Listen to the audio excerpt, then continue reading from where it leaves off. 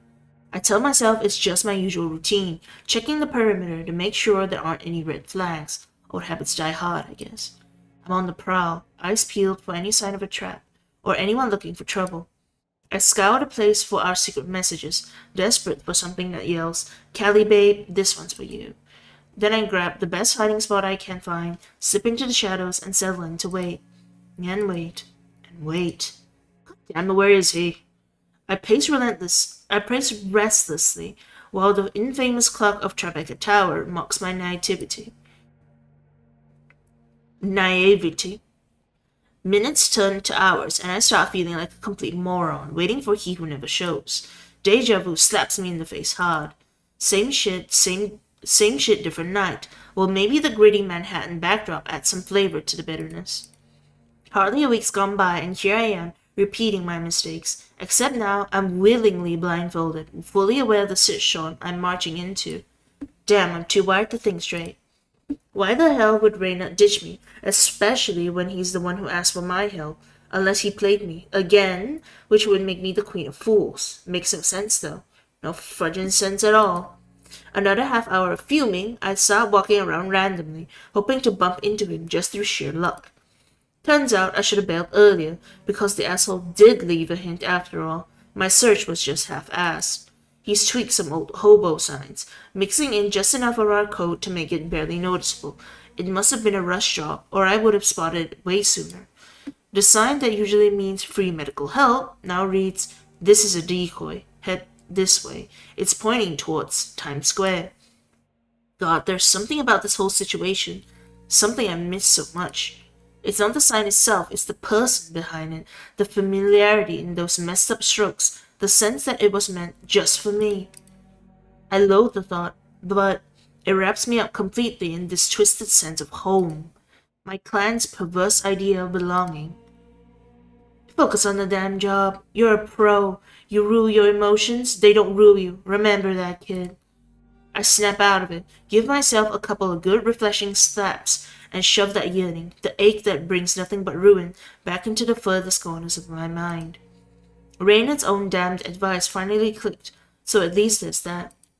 I head for the subway without a second thought. I've got a direction, and just a sliver of time to brace myself for whatever's down the road. Dots. I find him waiting in an alley a couple blocks away from Carnegie Hall. He's strutting around with that smug grin of his, showing off his perfect teeth. It's a miracle his loud overcoat doesn't drown out the New Year's Eve celebrations. My sire, the king of bullshit, just as infuriatingly memorable as ever. Seems they chose the spot carefully. It's shockingly quiet here.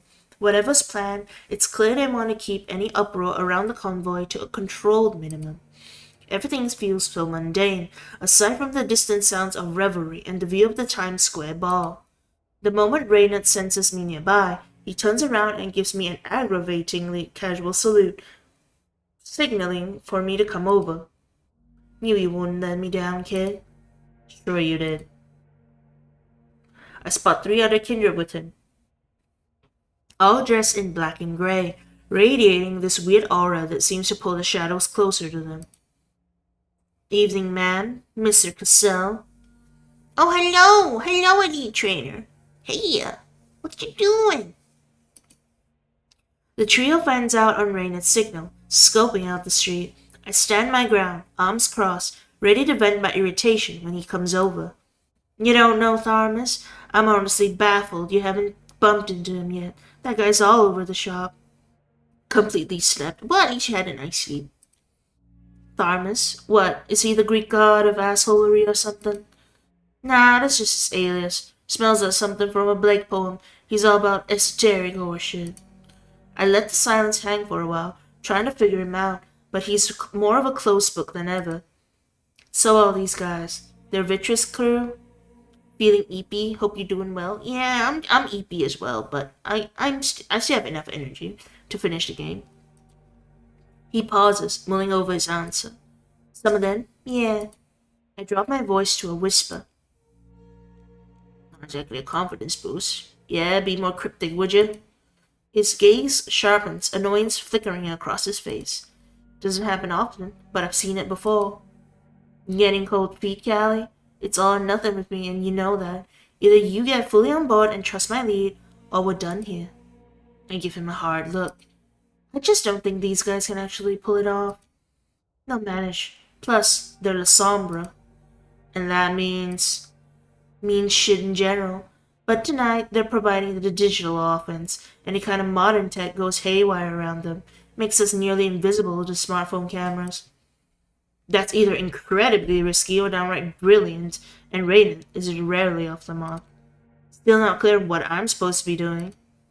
He locks eyes with me for the first time since we met up last night, gone is any hint of the warmth I remember, replaced entirely by purpose. Chilling, undiluted purpose. Gotta work some, be back later. Alright. Thanks, Yoko. Thanks for coming. It scares the undead shit out of me. I need you to be yourself, Callie. That cutting, sharp-tongued performer I embrace under the glare of that burning effigy. You've got this, trust me. I wouldn't bet it against you. It better be a damn good bet. His grin, phony as a $3 bill, somehow eases the tension. We just sit there for a while, soaking in the moment, a rare thing for our clan. Part of me aches to trust him. Damn, he's making it incredibly tempting. It'd be so easy, so soothing to let down my walls and shove all my skepticism aside. It would hurt a lot less. But I can't let myself go there, not with everything that's gone down. I've got to stay sharp, keep my defenses up, always on alert. Especially against him. What about hunters? Think we'll get a surprise party from the hunters? Doubtful. They took a serious hit during the Elysium fiasco. They'd be fools to make a move now, not without. He cuts himself off and quickly rises to his feet. You have to figure out the rest as we go. Shit's about to go down. Just then I catch a signal from one of the Sombras. The convoy is about to approach. Come on, let's give those folks the show of a lifetime. Slipping back into my old self feels like pulling on a worn-out pair of jeans, familiar and comforting, but you know all the places they pinch. So even as I'm chafing, I pretend everything's the same, like we're just two old pals, him teaching, me learning. There's still some twisted respect there, I admit, but I'm not blindsided by his bullshit anymore. This is the only way I can pull this off. That's my secret to keeping a poker face, even when I'm drowning in the sea of lies. Perhaps to truly discover myself, I had to vanish into the chaos first, but now I see clearly. I'm Callie, a ravenous through and through. I'm my own damn self, not some puppet on strings. Let's frickin' do this. By the time I get back to Raiden, he's already in full swing, working the fast-growing crowd. Ladies, gentlemen, if I may have your undivided attention for just a moment. Yes, you too, big guy. I need you all to be a part of this. Without you, there is no magic. He pauses for dramatic effect, casting his gaze around, and somehow everyone immediately turns toward him, fixated on his captivating gestures. What the actual fudge Raiden? Thought we were aiming for low-key? Hang tight, kid. Let the maestro do his work. He weaves through the crowd, pulling in the stragglers with his charm and dazzling them with quick-fingered tricks. I catch sight of a few smartphones coming out, but two of our Sombra crew on it, sticking close to ensure all recordings end up a grainy mess. Tonight, we're diving headfirst into the unknown, an expedition of wonder. Are you with me? There's a resounding hell yeah! I keep my own lips sealed. To the fine folks gathered in this crazy, beautiful jungle, tonight you're the key masters to the secrets of the universe. But I gotta ask, are your minds open? Are you prepared to question everything you've ever believed? The crowd slapping this shit up. We're just puppets to the rules, the laws of physics, moral codes, you name it. And let's not forget ordinances, the chain of our so-called society. I bet you know exactly what I mean. Especially you, sir. Yes, you in the cashmere vest. You look like you've got at least a couple of unfair parking tickets to your name, am I right? The joke's lame as hell, but the crowd laughs anyway. But what if we said, fudge the rules tonight? What if I showed you the truth so wild it breaks every damn law and paves the path to true freedom? In a second, my beautiful assistant and I are gonna blow your minds with something that's been years in the making. It ain't a simple trick. It challenges what we accept as reality. So one more time, are you with me? The crowd's buzzing, which gives me a moment to jab Raina in the side. Jesus, this was your master plan?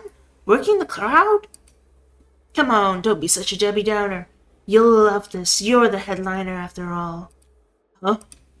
Our spectacle. It's your call. You've lost your goddamn mind. We've rocked this shit before, Callie. Loads of times. It's gonna be legendary, trust me. I won't trust him, thank you very much, but even though I act pissed, I'm secretly buzzing with excitement. I know exactly what kind of magic we're gonna work tonight. Well, I can only do this one.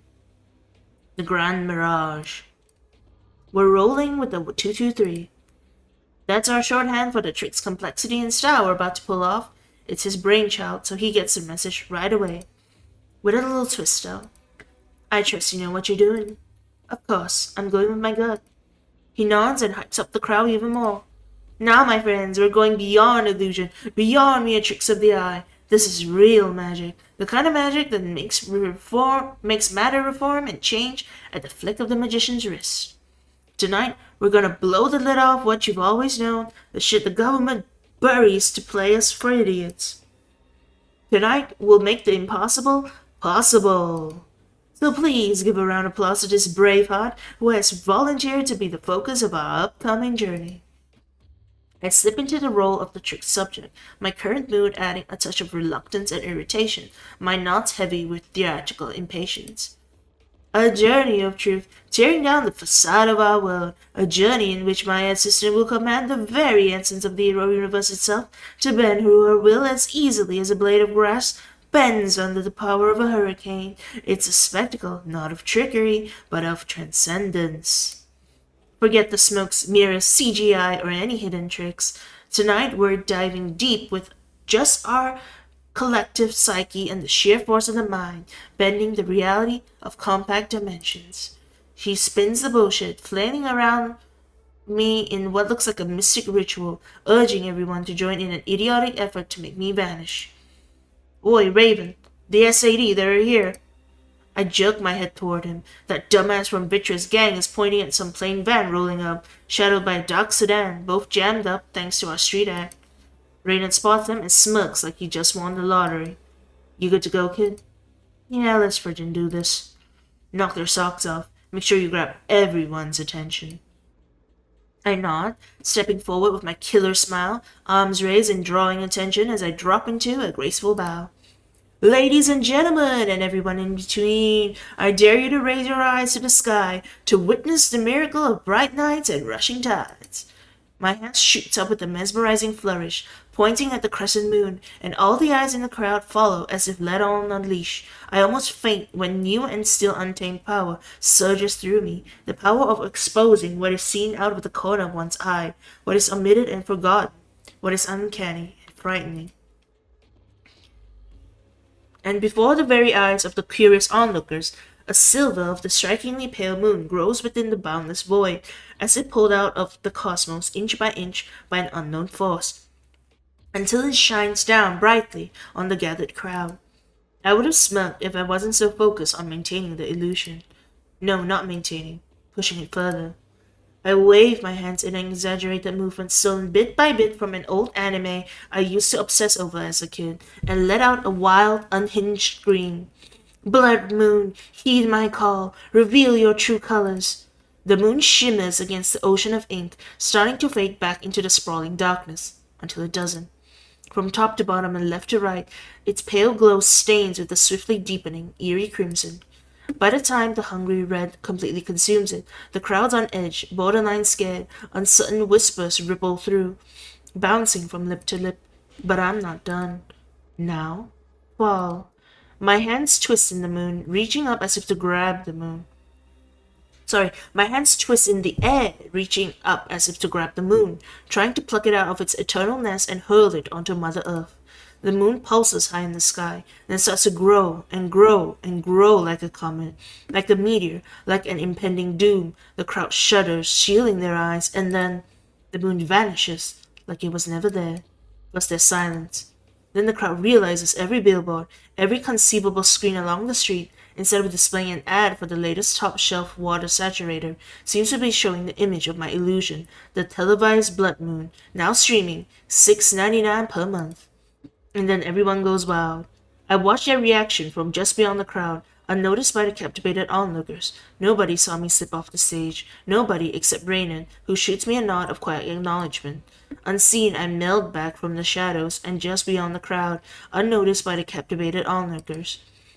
Only then does the tension slam into me like a truck, nearly sending me to my knees. It worked. It freaking worked. I sigh, a pointless reflex, but it somehow resets my inner balance, even as this nagging unease, this dread of screwing up, continues to slither up my spine. I clench my jaw and stand my ground, locked in, fully alert. Reynard's got the crowd worked up past the point of no return, the 𝑺𝒐𝒄𝒊𝒂𝒍𝒔 trio scanning every corner, watching the SAD's van like hawks. That van, so plain and unnoticed, carries a vial of 𝒏𝒂𝒐 so ancient it challenges all logic.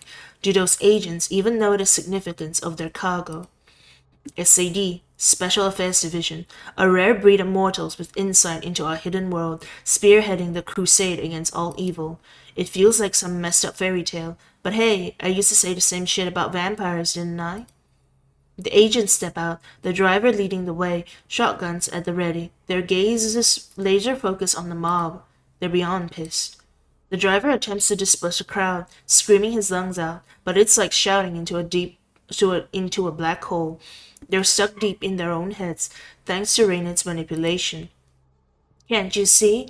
We've just started and here they are, breathing down our necks, trying to control us, trying to frickin' chain you up. Are you really gonna let that happen? Are you really gonna let them rip your freedom away just like that? As if on cue, the crowd starts booing the convoy's guards, who are totally lost trying to make sense of the chaos. In the midst of it all, the 𝒂𝒐𝒄𝒊𝒂𝒍𝒔 trio move into place, smoother than shadows. I'm on edge, jittery, waiting for my moment. So what are we waiting for, people? Let's tear them a new one! With Reynard's words lighting the fuse, the crowd explodes in fury, closing in on the guards who are frantically trying to not pull any triggers. The other two agents on the sedan are completely overrun, trapped by the seething mob. Reynard gives me a signal and melts into the crowd, beelining to the van. Weaving through the crowd, I make my way toward the driver, gently pushing bystanders aside with finesse and resolve. It doesn't take long before I spot a promising-looking key swinging from his belt. I edge closer, focused and driven, though the acceleration almost betrays me. My hand barely shakes with excitement as I grasp at the key, but the agent senses the slight tug and instantly turns, our eyes meeting in a silent standoff. Yeah, I can use my powers, why not? Don't sweat it, you've got bigger problems, buddy. The agent, strangely sane given what just happened, and turns to fend off the increasingly aggressive crowd. Wait, there hasn't been any audio. Oh, I'd make it too soft. Okay. I make a swift exit, not sticking around to how it plays out. I head to the van. With the key in hand, I could just snatch that vial and run, but a firm grip on my shoulder stops me. Nicely done, kid. Now hand over the key. His gaze is chilling, void of warmth. Let go of me. We're running out of the goddamn time. Look at the crowd. You wound it up way too much. I know. Give me the key. I'll get the vial as fast as I can. Before I can even snap back, he's already darting towards the van. My hand is suddenly empty. I try to give chase, but the throng of people swells and effectively blocks my path. The nagging unease slithers up my spine yet again. Feels like a damn century. But finally, Reynard struts out of the van holding a wrapped-up bundle close to his chest like it's a Cullinan diamond. I'm waving like a maniac, trying to get his attention, but he straight up ignores me. I yell and try to break through the wall of noise, and just when I'm about to, A shotgun blast tears through the din, a deafening silence in its wake. Panic fractures the crowd. The SID agents finally comprehend the clusterfuck, but it's too late. 𝒔𝒏𝒏 and his Psycho Lasombra crew rip into them, removing any chance of retaliation. It's pure anarchy. Then �𝒏𝒏, that crazy bastard, turns on Reynard with a snarl. The other Lasombras pounce on the other agents, who've just managed to stumble out of their sedan. And me, I'm just standing there, paralyzed, completely freaking useless. Amid this mayhem, the Times Square ball illuminates the night with vibrant colors as it nears the end of its descent. It's really gorgeous, the most beautiful thing I've ever seen. My voice flatters. Reynard? My voice falters. Reynard. He was everything. My maker, my mentor, my shield, the supreme overlord of bullshit. But now, when he looks at me, there's nothing there. I don't know who this person is. Maybe the Reynard I thought I knew was never real to begin with. Stop it! Reynard, stop! His gaze jumps from the vial he's clutching to 𝒔𝒏𝒏, then to me, and then he's gone, dashing towards Central Park, just freaking off and leaving me stranded. Again. I finally shoved my way out of the crowd, barely noticing �𝒏𝒏 and one of the other Lasombra goons in pursuit of Reynard. But I'm not really focused on them. No, it's because the last Lasombra is coming at me, eyes screaming, "I'm gonna fudge you up," against the backdrop of the bloody SID sedan. Is this the kindred equivalent of staring down the barrel? I fight back as hard as I can, but he's just too strong. He slams me to the ground, his eyes burning with a wild frenzy, hungry for my final death. I close my eyes, steeling myself for what comes next. It's close, I can sense it. My reckoning. And then pain, excruciating pain, like a blade carving through my cheekbone, burrowing toward my brain. But the oblivion doesn't come. Instead, the heavy weight of a motionless corpse pins me down, oddly comforting, like a big, warm, chunky blanket on a winter night. My eyes snap open. The Lasombra thug, his head a gory mess, rolls off me in slow motion. Guess the same bullet that obliterated his skull must have kissed my cheek too. The sidewalk next to me erupts with a deafening blast. I'm up and running before I can think twice, not even glancing back because it's clear that the SID isn't freaking around. They've got snipers ready to pick me off. The crowd's thinning, but there are enough people left for me to slip away. I'm heading straight for Central Park. And with every step, wrath grows within me like a tidal wave, stronger and more vicious than ever. When the sounds finally reach me, the outcome of the pursuit is obvious. Reynard's on the losing side. The only breaks in the sickening rhythm are soft, fleshy impacts, are his agonizing groans. Gah! I edge closer, stepping from shadow to shadow, careful not to land myself in a similarly shitty scenario. When I finally see him, holy fudge. Reynard looks like hell, legs broken, nose caved in. That smug grin of his has been wiped away clean. A few dark stains show where the damage got too severe, his 𝒏𝒏𝒐, now still, painting the dimly lit pavement. And then there's 𝒔𝒏𝒏, flaunting the prize that Reynard was so desperate to get, now firmly in his grasp, mockingly dangled just out of my sire's reach. He carefully unwraps the cause of all this ruin, holding it up to catch the moonlight. The relic of my lineage, essence without form. 𝒓𝒂𝒎𝒄𝒊𝒕� blood. All that chaos over this little thing. Seriously, 𝒂𝒎𝒄𝒊𝒕𝒔, your pathetic bloodline doesn't justify such defiance. Honestly, it's hard to argue with that. The blood looks mundane, just slightly darker and thicker than the regular stuff. But there's more to it, an elusive, intangible allure, something hypnotic. As if it's whispering to me. Give it to me, give it. Ugh. Another sickening sound, another bone gone wrong. This time his arm, twisted like a corkscrew. The wound could heal quickly, but gods, he's a wreck. And I feel nothing. Absolutely nothing. �𝒏𝒏 quickly stuffs the bundle back into his jacket and signals his Lasombra goon to keep an eye on Reynard. Then he grabs a machete, the same one Reynard magically whipped out against him not too long ago. The thought of diving in to save my sire barely tickles my brain, then disappears before I can even consciously squash it. Time to wrap things up, eh? 𝒂𝒏𝒏𝒄𝒊𝒂𝒍𝒔. Go for your... Even in the faint moonlight, I see his teeth scatter through the air and disappear into the fluffy snow. You know, Vitra wanted me to officially thank you for all your efforts before putting an end to your sorry ass, but yeah, fudge that, we're short on time. Raiden manages a laugh, although it sounds strange, wheezy. Surprisingly, it doesn't feel like a laughter of resignation. What's so damn funny?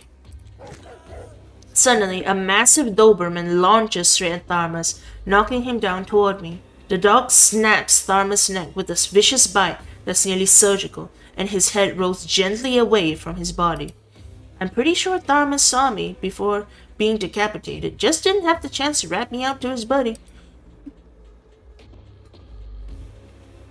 Raiden's machete falls close by. I pick it up, almost unconsciously. It's nice to feel something tangible in my hand. It reminds me that what I'm seeing is real. The ever-present New Year's Eve lights glint off its blade. The music from Times Square amps up, drowning out all the sounds in the world. Raiden's poor, loyal mutt doesn't make it. No, the doggo! The other somber goon finishes it off with a swift, lethal strike, and the dog's departure is marked by a soft, regretful whimper. Shame I had more affection for that dog than its master. Oh no. The goon makes a move for Tharmas' corpse, going for the vial. I don't even blink, don't pause to think. I just let loose with the machete, pouring every ounce of my strength into one strike. His head hits the ground with a thud, his body crumpling right after. I can't feel my legs.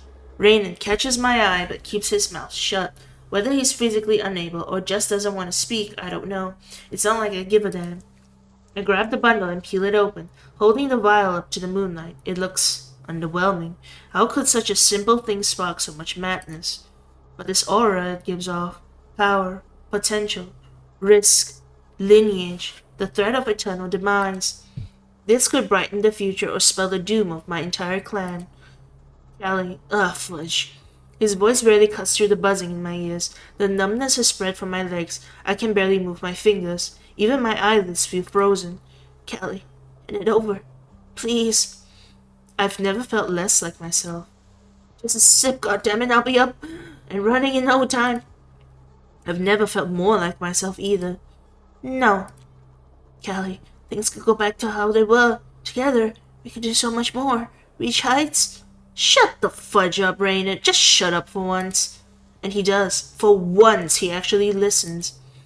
I finally see you for who you are, and I'm just tired of your bullshit. I'm done letting you spew any more of it. You ungrateful C-word. You owe me. I remain silent. A distant radio crackle and sound of footsteps signal that the SAD has picked up my scents. Now you deal with the fallout. I slip the vial into my belt bag and start to walk. Feeling returns to my body, like it's made of lead, but I can move again. Did you walk away from me, kid? I made you. I keep walking. I don't dare look back. I can't bear to. Callie. I break into a full sprint. I just can't. I need to get out of here. I get swept up by the crowd again. Oh God. My instincts are screaming in overdrive as a wildfire of pure, raw, unadulterated panic threatens to explode inside my head. 6. Then it hits me. The familiarity of this crowd, its rhythm, pulsing, moving as one, buzzing from every conceivable high, pulsating with anticipation. Oh, wait, it's too loud. Desire and ecstasy. This crowd is where I belong. 5. I literally came into this world this way. My mom gave birth to me in the middle of a desert rave, right in the goddamn public pool. All my firsts happened in the heart of such a crowd. First deception, first puff of weed, first psychedelic journey, first true intimacy, first shady deal. It was in a crowd like this that I was embraced. 4. Fudging hell, Raiden, why in the... He had a knack for making everything seem within reach, for making me believe that this unlife of ours meant something, that I meant something. Was I nothing more than a tool in your hands? Did any truth ever escape your lips, or was it all lies? 3. I let the sea of bodies carry me, transform me, merging into the totality of sensations, a singular, overwhelming experience. And just like that, I'm back to myself. No more SAD tales to worry about. If they were ever really onto me, I'm sure they got distracted by the decoy I dropped in Central Park. I feel like shit. But for the past week, pretty much everyone's been treating me like shit, and some have been at it way longer, just dressed up as care. Parik. 2. It's only now that I catch sight of this Times Square ball, hanging right above me. The countdown's on. Almost midnight. Welcoming 2025, the year brimming with potential. The year for change. But what about you, my dear phony caitiff? Will you change too? Or will you remain obsessed with the belief that answers lie somewhere beyond? That all you need is patience and diligence, and you'll be led to them, in the end, like a lost sheep. I truly hope you find your way back to reality. Maybe then I'll track you down. You'll be all stiff and awkward, and I'll hassle you till your eyes roll from their sockets. And together we'll work it all out. Let's go! Happy New Year, my ass. I finally break free from the crowd. A quick scan of the area shows no immediate threats. No SAD, no hunters, no damn ivory tower in sight. Good. I'm done with the city. A week full of nightmares. In the everlasting game of survival, I got the vial, and Rainer got his due. It's time to give New York City a middle finger and never look its way again. My memory of getting here is all foggy. I must have strayed off the path a bit more than a few times, because it's late as hell, with the sun about to peek over the skyline. How much more time do I have left? 20 minutes? Maybe 30 if I'm lucky. Finally, around the corner of a parking lot where I left my RV. There's a surge of relief when I spot her tucked away in the shadows, still in one piece. But the shadows don't feel empty. Callie, we're not alone. What in hell, Parik? Don't sneak up on me like that. If you're here just to... He's trying to act cool, slouching against my RV, but every line of his lanky body screams blood, wounds, and agony, even if his face isn't showing it at all. In fact, it's totally blank in that familiar, almost comforting way, but something's off about his whole demeanor, the way he looks at me, the way he's standing there, as if he's not pouncing at me only because the pain's holding him back. My gut always goes nuts when I'm facing a real danger, and right now, I listen. So I come to a halt. What's wrong? Are you hurt? I'm fine. It seems the SAD has started hiring amateurs, or they're just slipping up, as I am sure you are well aware.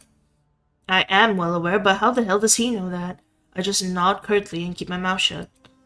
I'm sorry about Rainer. I get that he was a flawed man who caused you more than enough suffering, but grief is rarely just black or white, is it?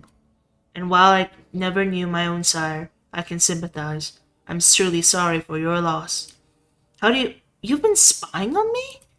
He shrugs with one shoulder, a pathetic attempt at nonchalance. Knowing things is what I do. Knowledge is power, right? And on the topic of knowledge. He takes a step toward me, and I instinctively take one back, tensing up, ready to flee or fight. He stops, gazing at me with his big, empty eyes. Why don't you hand over the vial? So this is it, huh? I really am just a lone rogue. Callie versus the goddamn world. I'd laugh, but there's no joy left in me, not even a trace of sarcasm. All this time, you lying sack of shit. I'm not your enemy, Callie. I just need the vial. Hand it over. Please. In the end, survival's the game we play. No. No, absolutely not. He sighs again, raising his hand to pinch the bridge of his nose.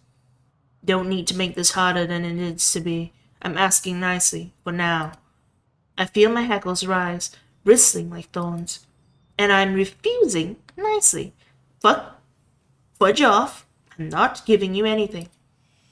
I hiss at him, back hunched and fangs bared, but curiosity killed the raven. Why? Why the hell are you doing this? To kiss the sheriff's ass? To put me in my place? Tell me. I told you, it's knowledge I'm after. Be more specific. I'm just a blind tool, remember? Callie. He struggles a bit, his voice hanging in the air. I told you about my Malkavian heritage. It has plagued me for as long as I can remember. That vial contains my heritage, not yours. That vial, more than anything, holds immense power, a force vast enough to either usher in our doom or unlock the gateway to uncharted possibilities. It all hinges on who claims it first. He hesitates, but seems too exhausted to keep up with his facade of secrets. 𝒏𝒂𝒎 is certain the blood will expand her mind. She assured me it will grant her unique insight into the nature of our kind, and in turn, the nature of my voice. Okay, hold on. I have a student that's messaging me.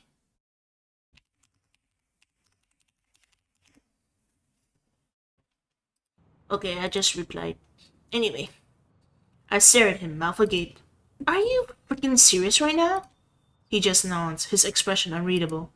I don't even know where to start. You've been in cahoots with 𝒏𝒂𝒎 the whole time. I thought you made me think you were scared shitless of her. I am scared of her. I really am. But, Callie, I'm old, far older than you, 4 times your age at least. I survived the fall of London. I've witnessed the true extent of the eternal struggle. I even learned to outsmart the conflicting voices in my head. But this one bizarre, distinct voice. I have to know why it still haunts me. I can't go on without answers. 𝒏𝒂𝒎, she promised me that... I burst out laughing, fury and disbelief coursing through my veins. Oh, she promised you? Really? You absolute moron. Callie, I've never met her, not even once, and I'm 100% sure she's gonna fudge you over. How could she not? She fudges over everyone. He doesn't seem to hear me. You don't know her like I do. I've been in talks with her for months. She is reasonable, if strict, stay on her good side, and she delivers on her promises. How can you be so naive? Has she actually come through on anything she's promised? Or has she just been stringing you along, using those promises as bait? He shakes his head, not in disagreement, but as if he wanted to dislodge his words, my words from his ears. Just hand over the vial. Patty, wake up. Your obsession's leading you right to your own pit of decay. What happened to your instincts, to all the voices that prophesize the future? Where are they now, when you're about to entrust 𝒏𝒂𝒎 with unimaginable power? Can't you see the end of the world in the making? What's wrong with you? Everything is wrong with me. The raw fury... It's so funny. I delivered the line that everything is wrong with me. And then it says, the raw fury in his voice shocks me. Okay. The raw fury in his voice shocks me. Wait, where's the sound again? Okay, it's just ambience. The raw fury in his voice shocks me. I've never seen him so unhinged, eyes ablaze, fangs out, fingers curled into claws and ready for a fight. But just as quickly he regains his composure, shaking his head again and relaxing his hands. I'm going to ask you one last time. Please, hand over the vial. I know the past few nights have been hell for you, through no fault of your own. And for what it's worth, I've grown to like you. I really don't want this to get ugly. But I need that vial, so hand it over. Now. No. I said no. A furious red mist clouds my vision, obliterating the last scraps of common sense I barely had to begin with. I don't even catch 𝒏𝒂𝒎's reaction. I just turn away from him and storm off toward the RV. But I don't get very far. Give me the vial. Suddenly, I'm no longer in control of my own body. My limbs are stiff, head frozen in place, voice lost. I'm a marionette, and my puppeteer has just pulled my strings taut. I turn against my own will, legs straining in protest, and step by step I walk towards 𝒏𝒂𝒎, who is looking at me steadily, one hand extended and fingers dancing subtly, as if orchestrating my every move. And I can't stop. No matter how much I scream inside my head, urging my muscles to defy him, there's nothing I can do to break free from 𝒏𝒂𝒎's indomitable will. I march right up to him and slowly reach into my belt bag with a trembling hand, and then it stops. 𝒏𝒂𝒎 pauses for a moment, his hands dropping towards his dice ring. He starts spinning it erratically with a distant look in his eyes, and though the invisible strings still tug at my limbs, I can feel them loosen with every damn spin. The moment his concentration wavers, I seize my chance. In that fleeting second of 𝒏𝒂𝒎's hesitation, I grab the wooden stake he gave me on the first night we met and drive it into his heart in one swift move. No, 𝒏𝒂𝒎! He's betraying us and we're gonna... Oh no! He lets out a soft, startled sound and crumples onto the ground, unmoving. Only his eyes betray his consciousness. Dazed, astonished, and absolutely terrified. I can't believe I feel sorry for him. The same jerk who pulled me along and pretended to care for nearly a week. Christ, I must be kind of magnet for a very specific brand of asshole, proven twice over in just one night. Well, lesson learned. The worst part is, this isn't even your fault. Porrick can't respond, of course, but hell, I'm not even sure who I'm talking to, him or myself. I crouched down, head buried between my knees, desperately trying to choke back on the panic and grief swelling up in me like a tide. Dawn is almost upon us. I can't just break down now, damn it. I need to get out of here. I glance at Porrick, but quickly look away, seeing his eyes empty and soulless. I could remove the stake. Nobody deserves to burn alive, unable to do anything about it, but I just know he won't let up. My gut screams that the second I pull that stake out, he'll come at me again, stubborn as hell. And right now, my gut's the only thing I trust. Porrick's gonna die! Porrick lied to me over and over again about his ring, his motives, his ties to Vitra. How can I trust him not to hurt me when he's just like everyone else? Maybe it's time I really start living like one of my kind, minding my own business instead of sticking my nose into others, even with the best of intentions. Survival's the game we all play. But it's the sun that dictates the rules, so let's have the sun decide. I leave Porrick sprawled on the ground and hop into my RV. I start the engine, slam my foot on the gas. You gotta look out for yourself, Callie. Nobody else is gonna do it. You gotta look out for yourself. I chant the words over and over like a mantra as I drive away, leaving behind Porrick, the Camarilla, the Anarchs, the city, this whole frickin' mess, while the vial containing the blood of my most ancient of ancestors burns a hole in my belt bag. You gotta look out for yourself, Callie. But I'm just really looking out for myself. But if I'm just really looking out for myself, why the hell do I feel so wrecked? This is my fucked up reckoning. And nothing in the world can take it away.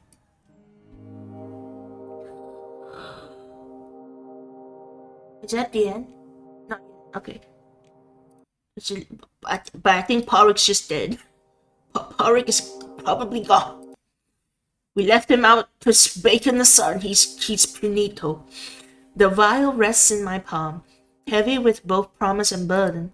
The blood inside is dark, thick like syrup, and there seems to be a faint warmth to it. Or maybe that's just me making things up. I'm pretty good at that. I was taught by the best of best after all. It looks so harmless, so bland, so plain, so boring. The blood of an antediluvian, the progenitor of my entire dwindling clan. God, I can't even remember his name. 𝒂𝒂💆. Right, that guy. I'm not even sure if Reynard actually believed his own tales about saving our clan from extinction. What did he say again? The last time 𝒂𝒂💆 woke up, he almost wiped out all his descendants, and that was just the start of the mayhem. Sounds like a lot of crap, but I really don't know. Honestly, I feel like I don't know anything anymore, and yet everyone's desperate to get their hands on this cursed thing. Aisling, Vitra, Reynard, Porrick. Oh, Porrick, you brilliant idiot. What would he do if he was in my shoes? He'd probably hold on to it and launch into some long-winded rant about the importance of knowledge. What he actually did was, damn it, I'm really gonna miss that goofball, or at least a version of him I knew before tonight. That version that never really existed. Ugh, when did I become such a fragile mess? But this vial looks just as fragile. I could just throw it away, watch the glass break, and the blood spatter everywhere. Blood, feed, hunger. I guess I'll be like Porrick and hang on to you for a little longer. It'll be our little secret. After all, I'm Ravnos. The rogue, the raven, the trickster. I am the secrets I keep. We finished the game! What? Perished in the sun! Oh my god! Damn. Wait, can we... Oh my god, wait, there's Kaiser's limo? We could have met Kaiser? Oh yeah, we probably could have met Kaiser. We did see his ghoul. I'm just speeding up through the credits instead of skipping it. Just want to see like what kind of art we missed. Porrig's dead. I actually really like Porrig and Kelly. Especially Porrig. But unfortunately, we straight up left him to bake in the sun. He's not there anymore. Oh hey, then that's nice. They included the developers from the team from the previous games. That's kind of neat. Yeah, I can tell like they really upped the quality of this game. I know the people who complain about this game say like they don't like the linear ends, but honestly, the past few games have been pretty much. The first game had linear end, but I think the first game is still positive at least, and the second game has 2 ends, but only one is canon, and then this game is just a linear end. So people are angry again. That's what I heard. Well, I think it's okay to have a linear end. The visual novel doesn't mean like you have to have like, oh no, Porrig is on the menu screen. No, Porrig. No, he's dead. Oh, no. Okay, let's get out of this. It's so sad he died. But like I said, we finished this game. I'm gonna. It's so sad. I really like Porrig, and then we just left him for dead. But I'm gonna. Oh yeah, so I'm saying like, we can play as Porrig, and I assume we will find out at the end of his route whether or not he survives or not. I don't think he will because he got stabbed in the chest. I think he just straight up perishes. It'll be very sad. But maybe we will know more about like the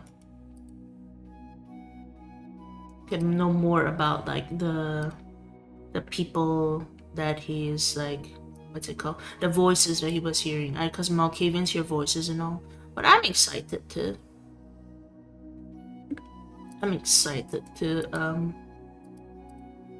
keep playing. Even though I said like I would take a break.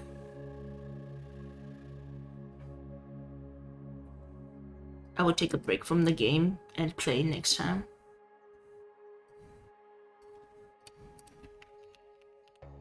Hold on, let's see who we can raid today. I think we can raid Copycon, but she's been streaming for 3 hours. Let me ask her. If she's not ending soon, I can bring you guys over to her.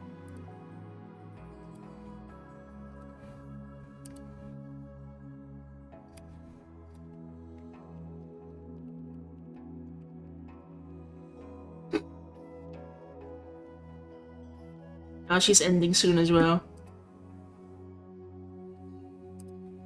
Alright, I think, okay, we will...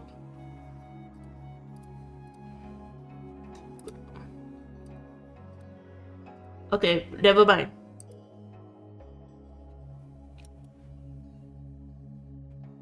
Okay, wait, we have one more person that we can raid. Lida Oriana. She's unboxing Pokemon cards. The Japanese Pokemon cards too. We could go there. You guys wanna see people unbox Pokemon cards? She's very cute, boys. I think most of you guys are lurking, but it's okay. We can just raid her.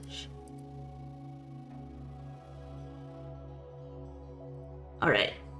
Because like I said, tomorrow I'm not streaming.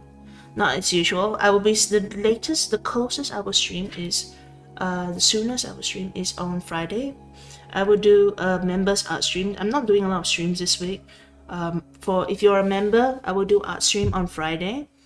And then on Saturday, we're doing Monster Hunter Wilds again. But other than that, we're not streaming as much this week. We will also not be streaming as much next week. But week after that, it will be as usual. Because next week, I'm going home for the weekend, for a long weekend from like Thursday night onwards. So that's why Thursday to Sunday I won't be streaming next week. So yeah, just trying to tell you. And also this week I have like extra stuff. I have to wake up at like 6 a.m. for like a few days in a row, so I'm not streaming as much this week, so, to try and catch up on sleep.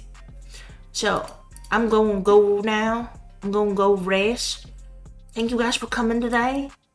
Let us raid Little Rihanna. Okay? She's opening Pokemon cards. Okay, bye-bye now. Bye-bye guys. I really like this game. Bye-bye now.